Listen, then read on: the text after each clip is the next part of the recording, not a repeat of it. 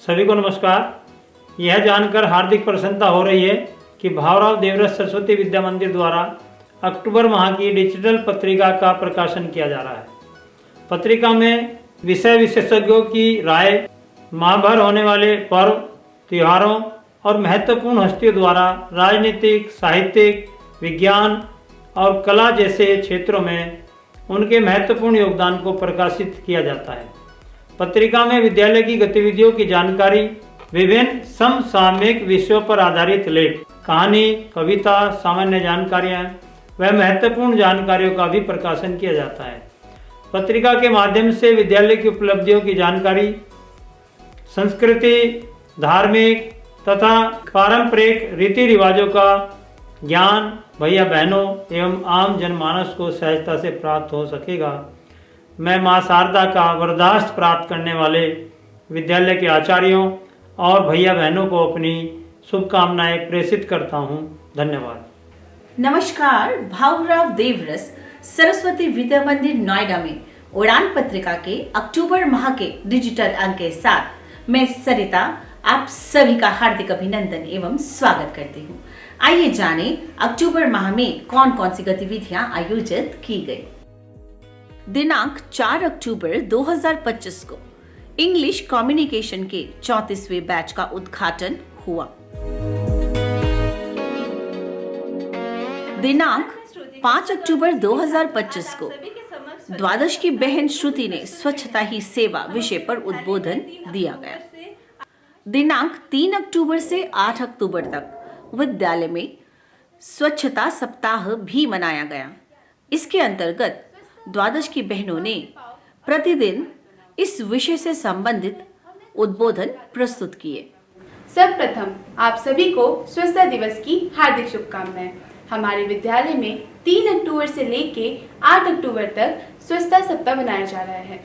स्वच्छता केवल सफाई नहीं, यह हमारी सोच, आदत और हमारे जीवन की गुणवत्ता को दर्शाता है। नमस्कार, मैं नेहा यादव कक्षा द्वादशी की छात्रा आप सभी के समक्ष स्वच्छता सप्ताह हेतु प्रस्तुत हुई हूँ।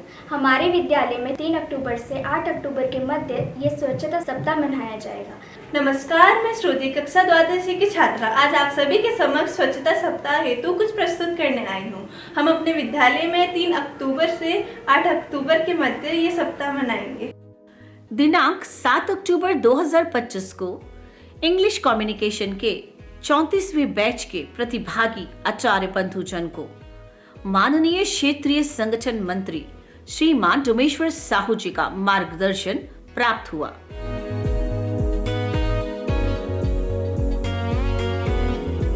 दिनांक 9 अक्टूबर 2025 को 11th बी की बहन आशना ने विश्व डाक दिवस के विषय में जानकारी साझा की। और उसकी सेवा को याद दिलाने के लिए हम बनाते हैं। जैसे कि हम सभी को पता है, पहले मोबाइल तथा इंटरनेट नहीं थे, परंतु तब भी लोगों के बीच बातचीत होती थी। तब लोग एक दूसरे से बातचीत करने के लिए तथा अपनी बात को रखने के लिए चिट्ठियां लिखकर भेजते थे। किसी का हाल चाल पूछना हो, त्योहार की बधाई देनी हो या अपनी विचार प्रस्तुत करने हो, ये सब हम चिट्ठी के माध्यम से करते थे। डाकिया हमारे लिए खुशियां लाता था, जैसे रिजल्ट का लाना, कभी दूर रिश्तेदार द्वारा भेजे गए संदेश को लाना या कोई तोहफा लाना। डाकघर सिर्फ चिट्ठियां नहीं, ये तो अब पोस्ट पार्सल भेजना, पैसे भेजना तथा बचत खाता खोलना जैसे आदि सारे कार्य करता है। अब हम ये सोच सकते हैं हमें विश्व डाक दिवस क्यों बनाना पड़ रहा है। क्योंकि हम इसकी अहमियत को जान सके। दिनांक 12 अक्टूबर 2025 को इंग्लिश कम्युनिकेशन के 34वें बैच का समापन हुआ। दिनांक 14 अक्टूबर 2025 को बहन काजल ने वुशु की क्षेत्रीय प्रतियोगिता में स्वर्ण पदक प्राप्त कर उत्कृष्ट प्रदर्शन किया तथा SGFI में अपनी प्रतिभागिता सुनिश्चित की। दीपों के उत्सव दीपावली के अवसर पर दिनांक 18 अक्टूबर 2025 को विद्यालय में श्री लक्ष्मी जी तथा श्री गणेश जी का पूजन आयोजित किया गया। इस पूजन के कार्यक्रम में विद्यालय प्रबंध समिति से उपाध्यक्ष डॉक्टर KC शर्मा जी, कोषाध्यक्ष डॉक्टर मनु उमेश जी, समिति के माननीय सदस्य डॉक्टर विजयपाल सिंह, श्रीमान ज्ञान प्रकाश गुप्ता जी, श्रीमती प्रतिमा अग्रवाल जी, प्रधानाचार्य श्रीमान सोमगिरी गोस्वामी जी, आचार्य बंधु भगिनी तथा कर्मचारी भैया बहन ने लक्ष्मी जी एवं गणेश जी का पूजन किया।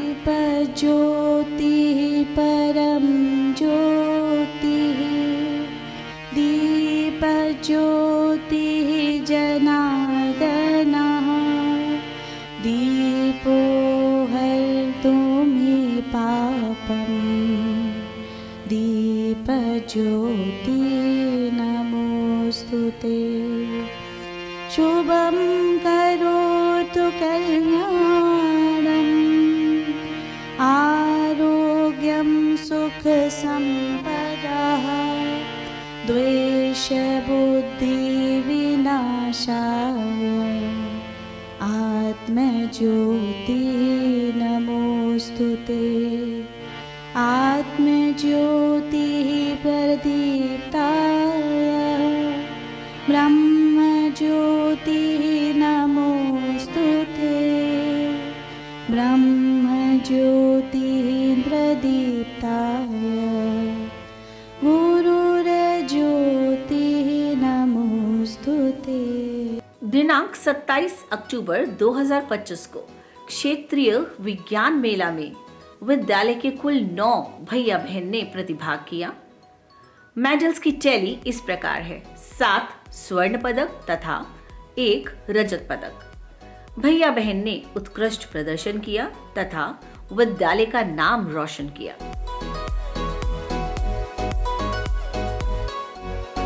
दिनांक 28 अक्टूबर 2025 को छठ पूजा के पौराणिक तथा आध्यात्मिक महत्व के विषय में बहन अदिति के द्वारा उद्बोधन दिया गया। के नाम से भी जाना जाता है। यह त्योहार अक्टूबर या नवंबर के महीने में मनाया जाता है। यह त्योहार 4 दिनों का होता है, जिसमें पहला दिन नहाए खाए, दूसरा दिन खरना और तीसरा दिन शाम में डूबते हुए सूरज को नदी या तालाब के किनारे अर्घ देना और चौथे दिन सुबह उगते हुए सूरज को अर्घ देना।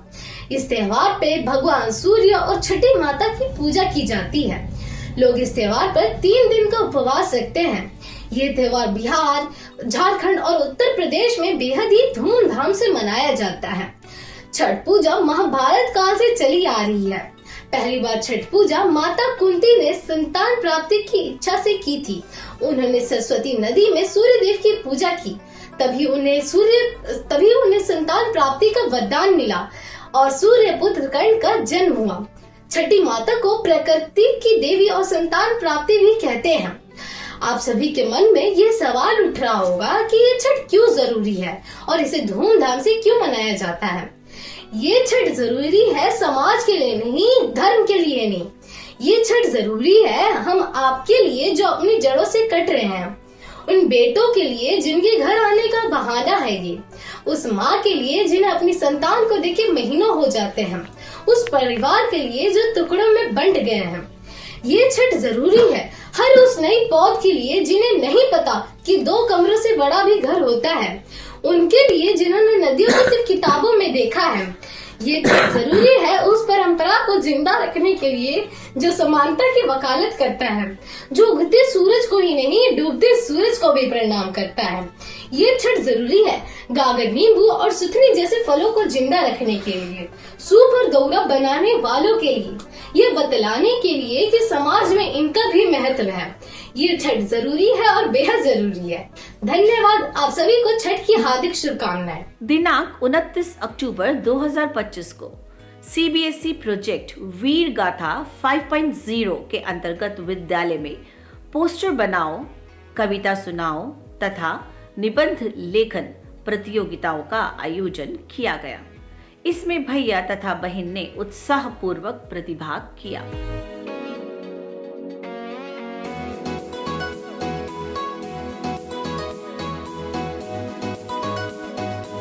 दिनांक 31 अक्टूबर 2025 को सप्त शक्ति संगम कार्यक्रम का आयोजन किया गया। आज दिनांक 31 अक्टूबर 2025 को विद्यालय में सप्त शक्ति संगम कार्यक्रम का आयोजन किया गया। आइए देखते हैं विस्तार से।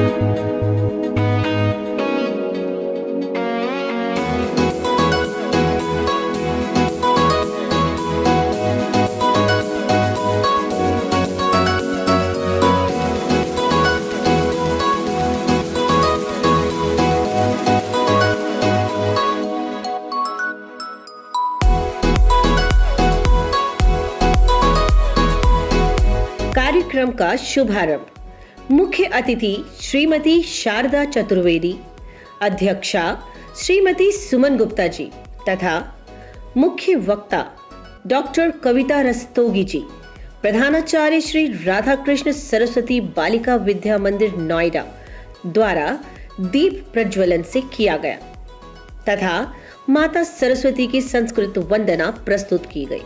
तत्पश्चात जिला सह संयोजिका तथा कार्यक्रम की संयोजिका डॉक्टर नीतू सिंह जी द्वारा अतिथियों का परिचय एवं स्वागत किया गया तथा सप्त शक्ति संगम कार्यक्रम का उद्देश्य बताया गया। इसी दिन 31 अक्टूबर 2025 को सरदार वल्लभ भाई पटेल जी की जयंती के अवसर पर बहन पावनी द्वारा उद्बोधन दिया गया। सरदार वल्लभ भाई पटेल का नाम स्वतंत्रता सेनानियों में सबसे अग्रणीय है। उनका जन्म 31 अक्टूबर 1875 में गुजरात के नडियाड जिले में हुआ था। उनका पूरा नाम वल्लभ भाई झावेर भाई पटेल था, परंतु लोग उन्हें सरदार के नाम से अधिक जानते थे। उनकी दृढ़ इच्छा शक्ति के कारण उन्हें लौह पुरुष के नाम से भी जाना जाता है। वल्लभ भाई पटेल का प्रारंभिक जीवन संघर्षपूर्ण था।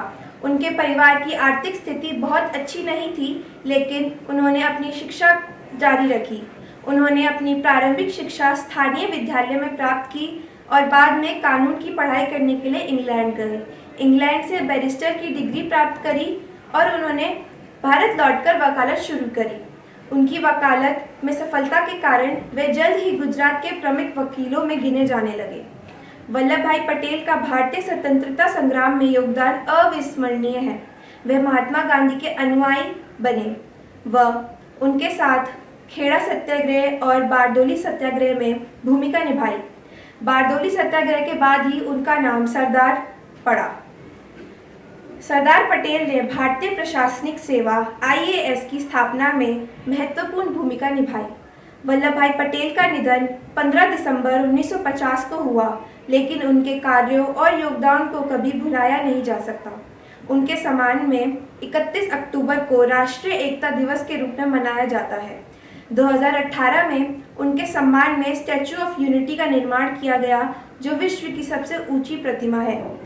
सरदार वल्लभ भाई पटेल का जीवन और कार्य हमें सिखाता है कि दृढ़ इच्छा शक्ति और सही नेतृत्व से किसी भी चुनौती का सामना किया जा सकता है।